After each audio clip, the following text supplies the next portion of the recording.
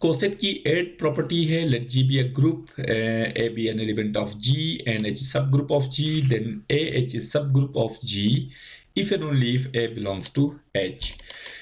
इसका मतलब ये है कि अगर जी कोई ग्रुप है, एच उसका सब ग्रुप है, तो जी में से कोई भी एक एलिमेंट हम चूज करें तो उससे जनरेट होने वाला कोसेट जी का सब ग्रुप अगर है तो वो एलिमेंट सब ग्रुप का मेंबर होगा। और अगर जी का कोई एलिमेंट सब ग्रुप से बिलोंग कर रहा है तो उस एलिमेंट से जनरेट होने वाला कोसेट सब ग्रुप होगा। तो ये दोनों चीजें एक दूसरे के लिए मैंडेटरी हैं कि इनमें से अगर एक ट्रू हो तो दूसरा लाजमी ट्रू होगा।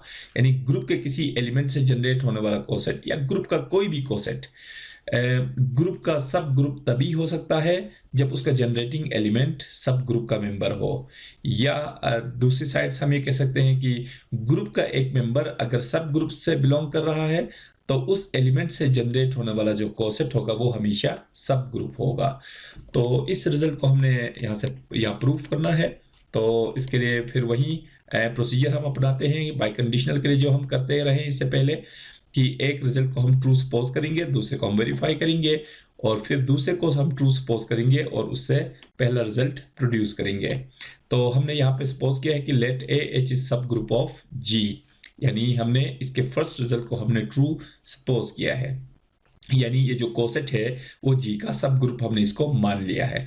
तो जब ए जो कोसेट सब ग्रुप है जी का, तो सब ग्रुप के अंदर तो फिर आइडेंटिटी एलिमेंट लाजमी होना चाहिए। तो इसका मतलब ये हुआ कि जो आइडेंटिटी है ई यहाँ पे आइडेंटिटी ऑफ ग्रुप को रिप्रेजेंट करता है, तो आइडेंटिटी जो है वो इस ए एच के अंदर भी होना चाहिए, क्योंकि ए एच जो है वो सब ग्रुप है। जब सब ग्रुप है तो ग्रुप की तमाम प्रॉपर्टीज सब ग्रुप के अंदर होनी चाहिए और उनमें से एक प्रॉपर्टी आइडेंटिटी भी है।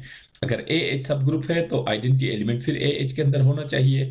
तो जब ई ए एच में मौजूद है तो फिर ई एच और ए एच सेम होना चाहिए, क्योंकि हमने इससे पहले एक प्रॉपर्टी पढ़ी है और वो प्रॉपर्टी ये पढ़ी थी कि ए अगर बिलोंग करता है बी एच से, तो if and only if a h equal to b h. और इस प्रॉपर्टी को हमने यू रीड किया था कि अगर ग्रुप का एक एलिमेंट किसी कोसेट से बिलोंग करता है तो उस एलिमेंट से जनरेट होने वाला कोसेट दूसरे कोसेट के इक्वल होगा।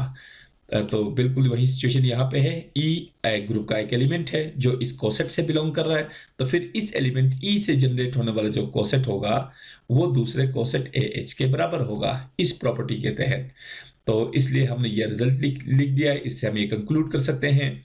अब जब ये दोनों इक्वल है तो ई एच को हम पहले भी लिख चुके हैं, ये एच ही होगा क्योंकि आइडेंटिटी एलिमेंट हमेशा एच से बिलोंग करता है।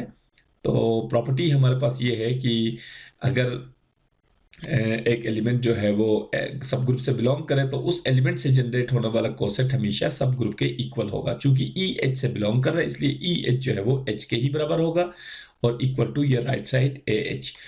तो ये हमारे पास आ चुका है a h equal to H.